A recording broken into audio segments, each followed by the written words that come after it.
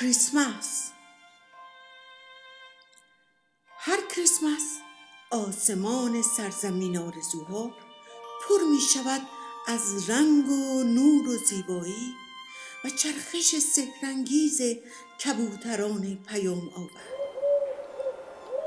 با بارش اولین دانه های برف، تولیپ های کوچک بیدار می شوند تا آرزوهای بچه ها را از رؤیایشان بگیرند و به کبوترهای پیام آور برسانند. ناگهان اتفاق عجیبی می افتد. تولیپ ها آرزوهای فرزندان ناخوانده را نیز همراه خود می آورند. کبوتر مادر هنگام جمع‌آوری آرزوها صدای گریه فرزندان ناخوانده را می شنود که گرسنه، سرمازده و جدا مانده و تنها هستند. کبوتر مادر به کبوترهای پیام آور دستور می دهد تا جعبه های آرزوها را به کبوتران چند ضلعی برسانند. با رسیدن جعبه های آرزوها، کبوتران چند ضلعی مثل فرفره به دور خود میچرخند و آرزوها را پخش میکنند. اما این بار چرخششان به کندی انجام میگیرد، چون بار آرزوها از اندوه فرزندان ناخوانده سنگین شده. بابا نوئل ها پس از دریافت آرزوها متوجه می شوند اتفاق خلاف قانون سرزمین آرزوها رخ داده. از بانوی قانونگذار می خواهند تا تکلیف آنها را روشن کنند. بانوی قانونگذار اعلام می کند طبق قوانین هر بابا نوئل فقط می تواند آرزوی بچه های منطقه خدمت خود را برآورده کنند. فرزندان ناخوانده سهمی ندارند، زیرا به سرزمینی دیگر تعلق دارند. در سرزمین آرزوها مدام صدای گریه فرزندان ناخوانده و آرزوهایشان شنیده می شود. کبوتر مادر تاب نیاورده به سوی یکی از فرزندان ناخوانده پر می کشد تا با لمس کردن صورتش نوازشش کند. در برگشت کبوتر مادر همراه سایر کبوترها برای پیدا کردن راه حلی دور هم جمع می شود. در آخر جلسه تصمیم می گیرد تا آرزوهای فرزندان ناخوانده را که پر از اندوه است به تزیینات درخت‌های کریسمس برسانند.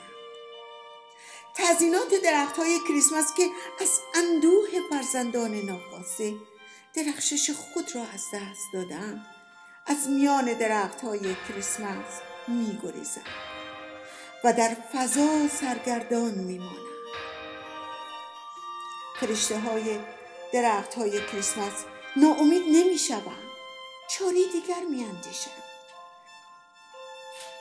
آنها وارد خاطرات فرزندان ناخوانده شده، سختی‌های جنگ و رنج فرزندان ناخوانده را تصویر به تصویر به سوی سرزمین آرزوها می‌فرستند.